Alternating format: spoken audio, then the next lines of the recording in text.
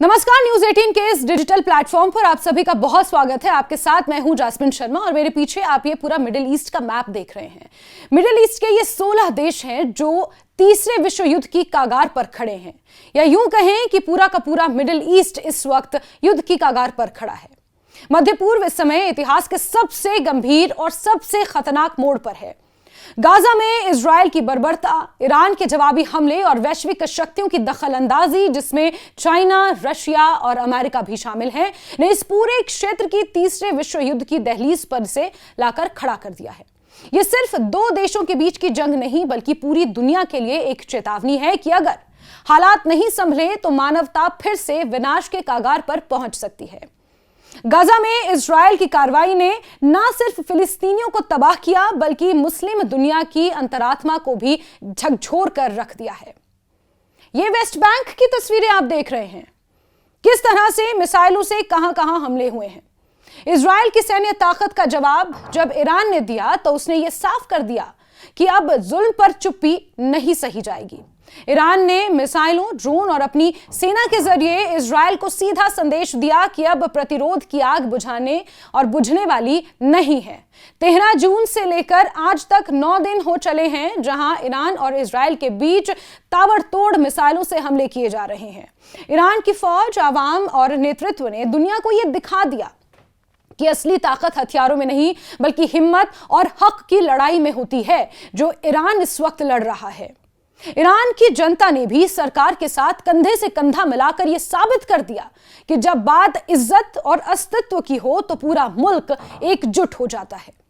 दूसरी तरफ मुस्लिम देशों की खामोशी ने इस्लामी दुनिया की एकता पर भी सवाल खड़े कर दिए हैं। तुर्की, सऊदी अरब, पाकिस्तान, यूएई, अजरबैजान, इंडोनेशिया जैसे देश सिर्फ तमाशबीन बनकर रह गए हैं। इनके महलों में रोशनी है, इनके दिलों में अंधेरा नजर आ रहा है। उनका किबला अब वॉशिंगटन और तेल अवीव बन चुका है। ईरान को छोड़कर कोई भी मुस्लिम देश अमेरिका और इजरायल के खिलाफ खुलकर सामने नहीं आया है। और अगर पूरी दुनिया की जो महाताकतें अपने आप को कहती हैं, अगर उनका डिवीजन देखा जाए तो इस वक्त मौजूदा समय में रशिया, चाइना और ईरान एक तरफ नजर आ रहे हैं और इजरायल के साथ अमेरिका शाना बशाना खड़ा हुआ नजर आ रहा है। जब इजरायल ने ईरान की न्यूक्लियर साइट्स पर हमला किया तो सिर्फ ईरान ही नहीं, उनके सहयोगी ग्रुप हिजबुल्लाह, अंसारुल्लाह, हमास और अन्य भी मैदान में उतर आए। उन्होंने दुनिया को यह बता दिया कि इज्जत सिर्फ भाषणों में नहीं, मैदान जंग में भी दिखाई जाती है। भले ही आज इजरायल ईरान से कई मायनों में ताकतवर हो, लेकिन ईरान भी मुंहतोड़ जवाब लगातार इजरायल की कार्रवाई का दे रहा है और अपनी हिम्मत और अपनी बहादुरी के साथ इजरायल के खिलाफ इस जंग मैदान में है। अमेरिका की भूमिका इस पूरे संकट में निर्णायक बन चुकी है। डोनाल्ड ट्रंप ने अगले 2 और हफ्तों का वक्त मांगा है, जिसके बाद वो ये डिसाइड कर लेंगे, निर्णय ले लेंगे कि क्या वो वाकई ही इजरायल के साथ ईरान के खिलाफ इस जंग में उतर आएंगे। तो वहीं दूसरी तरफ चाइना और रूस भी ईरान के समर्थन में खड़े नजर आ रहे हैं। अमेरिका ने पहले ही इजरायल के समर्थन में अपने लड़ाकू जहाज, एडवांस हथियार और जंगी बेड़े मध्य पूर्व में तैनात कर दिए हैं। उनका मकसद सिर्फ ईरान को चारों ओर से घेरना है। अमेरिका ये जानता है कि रूस यूक्रेन में उलझा हुआ है और चीन अपनी अर्थव्यवस्था में व्यस्त है। ऐसे में ईरान को तनहा करने की कोशिश रची जा रही है। लेकिन ईरान ने पिछले 40 सालों में जमीनी, हवाई और आर्थिक जंगों का सामना किया है। ईरान आज से नहीं, ना जाने कितने दशकों से इस जंग में है।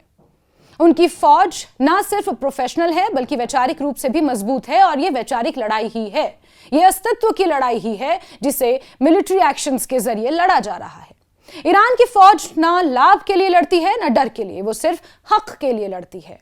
यही वजह है कि ईरान आज भी मजबूती से खड़ा है और दुनिया को चुनौती दे रहा है। पाकिस्तान, जो खुद को मुस्लिम दुनिया की परमाणु ताकत बताता है, आज अमेरिका और इजरायल की साजिशों में उलझ चुका है, चुप्पी साधे हुए है। खाड़ी देशों में शासक भी अपनी सत्ता की खातिर अमेरिका की गोद में जा बैठे हैं। उनके लिए अपनी कुर्सी ज्यादा अहम नजर आ रही है, उम्मत कम। ईरान को पता है कि वो अकेला है, इसी वजह से उसने खुद को हर स्तर पर मजबूत कर रखा है, ऐसा कम से कम नजर आ रहा है। ईरान ने अपने अंदर ऐसे प्रतिरोधी समूह तैयार कर लिए हैं जो समय आने पर दुश्मनों पर कहर बनकर टूट भी सकते हैं। हिजबुल्लाह, हाउती, हमास जैसे संगठन ईरान की रणनीति का हिस्सा हैं, जो जरूरत पड़ने पर पूरे क्षेत्र में युद्ध का दायरा फैला सकते हैं। इस पूरे संकट में रूस और चीन की भूमिका भी अहम है। हालांकि खुलकर दोनों ही सामने नहीं आए हैं, लेकिन भूमिका अहम मानी जा रही है। रूस ने इजरायल के हमले की कड़ी निंदा की है और अपनी सेना को अलर्ट पर रखा है। चीन ने भी ईरान के साथ अपने रणनीतिक रिश्ते और आर्थिक समझौते को आगे बढ़ाया है। विशेषज्ञों का मानना है कि अगर अमेरिका और रूस आमने सामने आते हैं तो तीसरे विश्व युद्ध की संभावना और बढ़ जाएगी। इधर इजरायल और ईरान के बीच छिड़ी जंग में अमेरिका, रूस, चीन, नाटो और अरब देशों के गुट बनते नजर आ रहे हैं। यही स्थिति दुनिया को दो हिस्सों में बांट सकती है और अगर युद्ध छिड़ता है तो इसका असर हर देश पर पड़ेगा।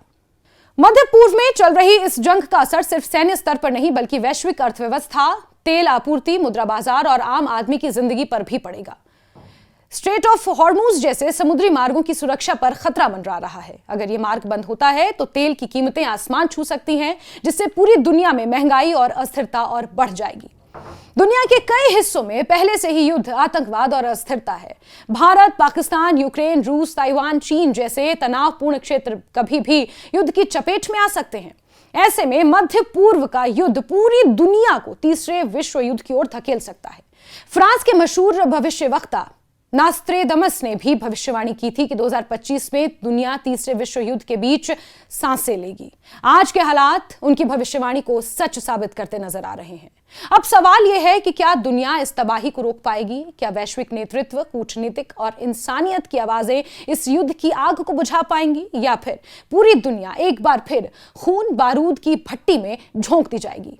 ईरान आज अकेला सही, लेकिन उसके हौसले और प्रतिरोध ने दुनिया को सोचने पर मजबूर कर दिया है। अब देखना यह है कि इस जंग में कौन हुसैन की कतार में खड़ा है और कौन यजीद के लश्कर में। इतिहास गवाह है कि जुल्म चाहे जितना भी ताकतवर हो, जीत आखिरकार हक और इंसाफ की ही होती है।